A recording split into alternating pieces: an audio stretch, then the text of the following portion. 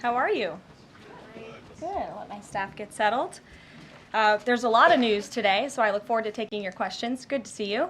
And I have some updates for you as well. Later today, President Trump will address the Business Roundtable's quarterly meeting, where he will tout his pro-growth economic agenda and answer questions before more than 100 of our nation's leading CEOs. In fact, it's the largest attendance ever for this event because business leaders are so eager and encouraged by President Trump's return to Washington. This follows President Trump's roundtable yesterday with the Technology CEO Council here at the White House, where he met with key leaders in the technology industry. And last night, President Trump also held an official swearing-in ceremony in the Oval Office for Sean Curran, who is now the 28th Director of the United States Secret Service. Sean demonstrated unbelievable bravery under gunfire in Butler, Pennsylvania this past July when an assassin tried to kill President Trump. As someone who got to know Sean personally throughout the campaign last year, I can say unequivocally that there is nobody better suited for this important role. And following the confirmation of Labor Secretary Lori Chavez DeRomer last night, the Senate has now confirmed 21 of President Trump's well-qualified cabinet-level nominees, far outpacing the previous administration. And looking ahead, tomorrow, the president will welcome the Taoiseach Micheál Martin of Ireland for the annual White House Shamrock ceremony. And Thursday, President Trump will welcome the NATO Secretary General for a working meeting and lunch.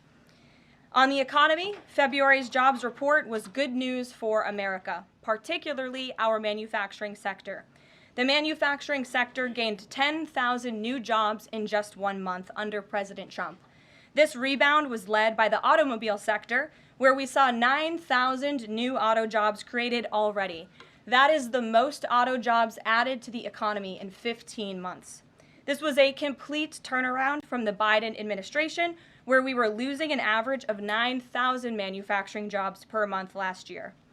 Reuters is out with a report that a number of companies are now looking at expanding their presence or bringing their businesses into America because of President Trump's policies. And just moments ago, before coming out here, I saw another report by Reuters revealing that Merck has opened a $1 billion facility at its North Carolina site. This is just the latest pharmaceutical company to boost its U.S. manufacturing in lieu of President Trump's tariffs. This announcement follows Eli Lilly's plans to invest at least $27 billion to build 4 new manufacturing plants here in the United States. And Pfizer has also said it's considering moving their manufacturing overseas right here to the United States of America. As the president has said over and over again, when we purchase products made in the USA, the profits stay here, the revenue stays here, and most importantly, the jobs stay here. And despite the globalist mainstream media's attempts to worry consumers, President Trump will not repeat the trend of past American presidents who broke their promises to the American public and smiled while they stuck a knife in the back of American workers and shipped their jobs overseas. Our country has lost more than 5 million jobs in more than 90,000 factories due to devastating globalization over the last 3 decades alone. North Carolina lost 300,000 manufacturing jobs, including 60% of its furniture manufacturing jobs in the years following NAFTA. And in Michigan, globalist policies destroyed 250,000 jobs, including 40% of the auto industry, which again we know is clawing back because of President Trump's action already. These are harrowing statistics that represent countless towns and families who have been completely destroyed. But the America Last globalist era is ending under President Trump. He will no longer allow our country and our workers, our hard-working American families, to be ripped off. On another very important issue for the president, he continues to work hard to secure the border. If you missed it yesterday, CBP launched an enhanced home mobile app with a new feature, the Intent to Depart, which offers unlawfully present aliens or those aliens whose parole has been revoked an orderly and defined process to notify the U.S. government of their intent to depart the country. The CBP Home app strengthens our mission to secure the border and provides illegal aliens with a straightforward way to leave now before facing much harsher consequences later. A new report from Bloomberg just found that the number of aliens trying to reach our country by traveling through the jungle to Central America dropped a whopping 99% last month. And this follows the incredible news that illegal border crossings plummeted last month as well, down 94% at our southern border from last February under the Biden administration. As President Trump made clear during his historic address to Congress, we must finish this job and continue to carry out the largest deportation campaign in American history. And that is why the president fully endorses the continuing resolution that is before Congress and was negotiated by Speaker Johnson. He is encouraging all Republicans to vote yes on this clean CR, which freezes funding at current levels and will prevent the Democrats from getting their long-awaited government shutdown. Voting against this CR will hurt the American people and kill the incredible momentum that President Trump has built over the past 51 days.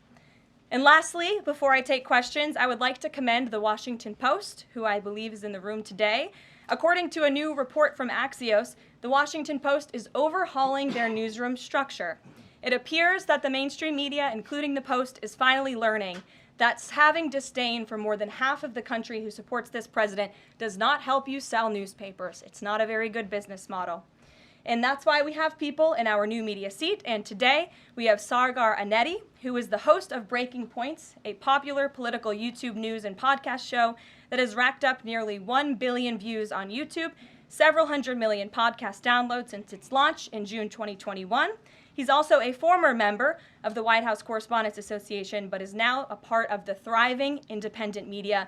We're very happy to have you with us here today. Why don't you kick off our briefing? Thank you. Really appreciate you having me, Caroline. A couple of questions for you, if I may. First on the stock market. So currently it's the 25th anniversary today of the dot-com bubble crash. There's a lot of concern for a lot of Americans right now about the state of the economy. President Trump has refused to rule out a recession. Secretary Lutnick, however, has told us there will not be one. So can the White House just tell and assure Americans today that there's not going to be a recession? Well, there's a lot to unpack there. So let me start by saying that, first of all, when it comes to the stock market, the numbers that we see today, the numbers we saw yesterday, the numbers we'll see tomorrow are a snapshot of a moment in time.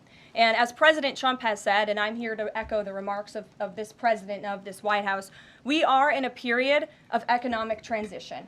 We are in a period of transition from the mess that was created under Joe Biden in the previous administration. Joe Biden left this country in an economic disaster. Several statistics to point out. The delinquency rate on credit card loans increased 63% under Joe Biden, hitting a near 12-year high. Under Joe Biden, all net job growth went to foreign-born Americans. Real wages declined by 1.5% under Joe Biden.